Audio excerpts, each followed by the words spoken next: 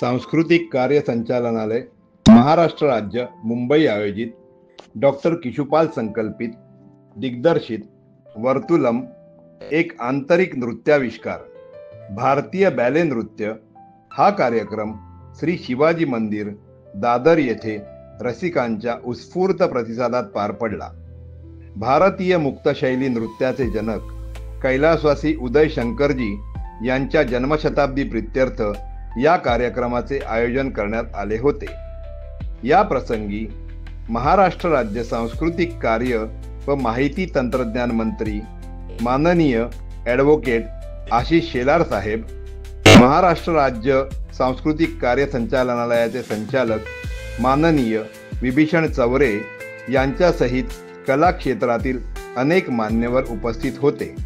सदर कार्यक्रमात नृत्यालिकाच्या संस्थापिका व अध्यक्षा डॉक्टर किशुपाल यांचा माननीय ॲडव्होकेट आशिष शेलार साहेब यांच्या हस्ते विशेष सन्मान करण्यात आला।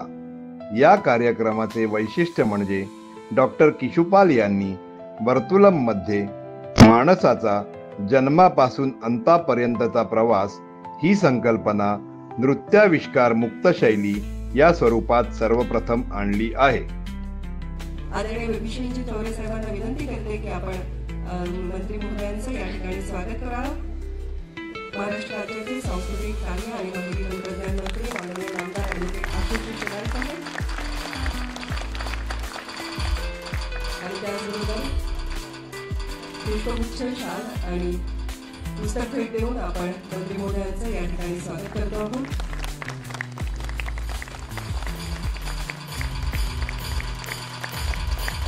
मी डॉक्टर किशुपाल यांना विनंती करते की जयश्री अधिकारी यांचंही आपण पुस्तक भेट देऊन या ठिकाणी स्वागत करावं। शेलार साहेबांना हे सांगताना मला अतिशय आनंद होतो आहे साहेब की उदय शंकरजी हे भारतीय आधुनिक नृत्यशैलीचे जनक मानले जातात।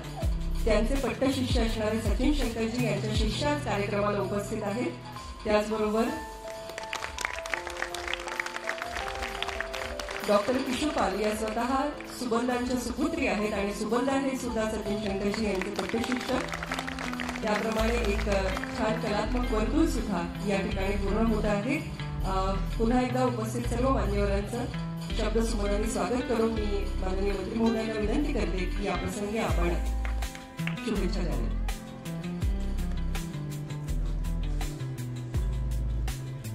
जास्त बोलायची ही वेळ नाहीये। सर्वप्रथम उदय शंकरजी यांना मी अभिवादन करतो। त्यांची 125वी जन्मशताब्दी आपण या ठिकाणी साजरी करतो किंवा त्याचा अनुभव घेतो आणि त्यांचा शिष्य परिवार सगळा या ठिकाणी जमला आहे, रसिकही जमले आहे।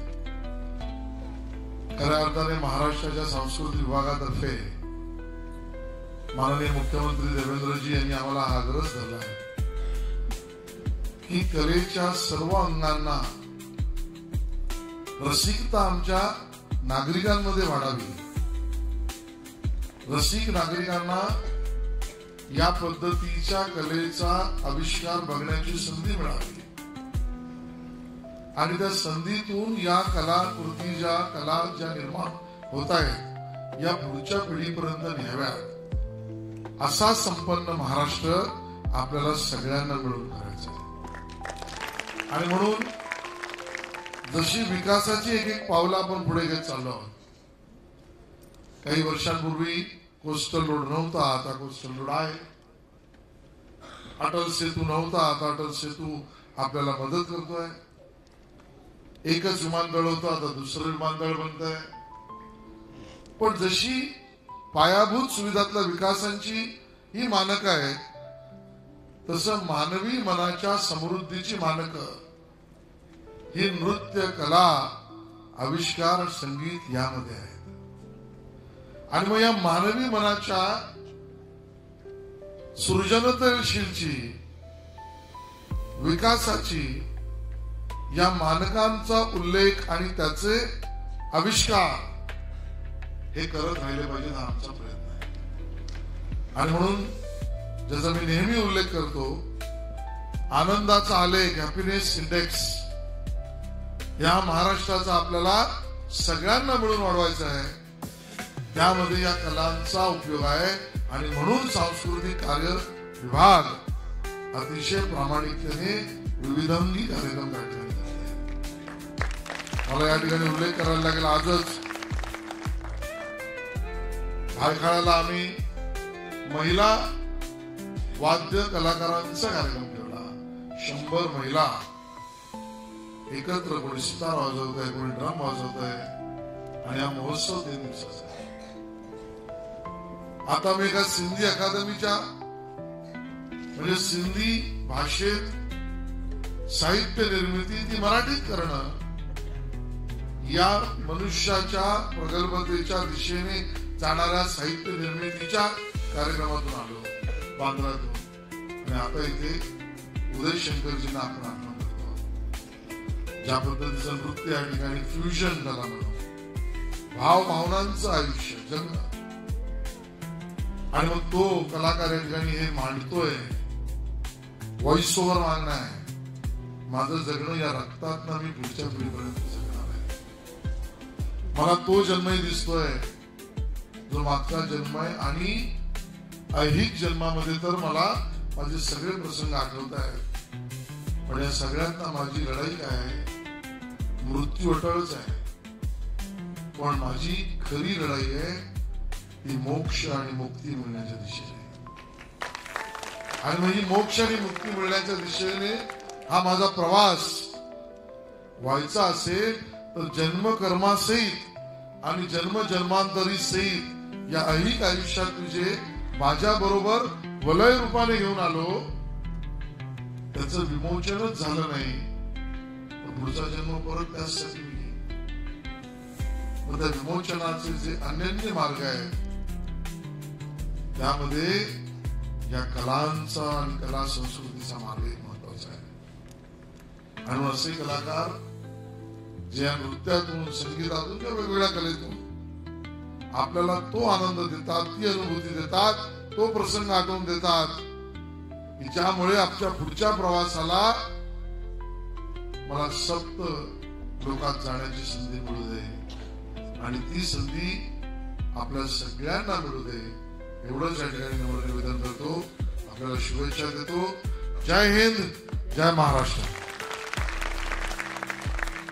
याचबरोबर माननीय सांस्कृतिक कार्यमंत्री शिलासाहेबांना विनंती करते की ज्यांच्या संकल्पनेतून हा कार्यक्रम साकार झाला आहे अशा डॉक्टर किशोपाल यांचा आपण या ठिकाणी सन्मान करावा.